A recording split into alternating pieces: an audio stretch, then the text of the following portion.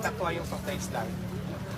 Ayan guys, gusto ko lang pasalamatan yung nagbigay sa akin ng mineral water na free. Maraming salamat sa Joyride Philippines. Binigyan tayo ng free water na kung saan ibibigay ko lang din to sa lahat ng customers ng Diwata Paris Overload ng libre. Yes. So kaya naman kailangan talaga natin ng tubig ngayon dahil sa sobrang init ng panahon, kailangan talaga more water tayo para maiwasan natin po ma-dehydrate yung katawan natin. Kailangan talaga more on water. Kaya maraming salamat Joyrides dahil makakatulong ito sa mga customers na kumakain dito ngayon sa Diwata Paris. Bibigay natin to ng free, ng walang bayad dahil bigay nyo na din naman po to. So, okay lang po siguro no, kahit hindi na palamigin. Okay, okay naman kayo. So, sige, lahat ng customers na nandito ngayon, bibigyan natin ng free water na nanggaling po sa Joyride Philippines na talaga naman dapat natin pasalamatan sa kanilang bigay ng tubig. So, maraming salamat.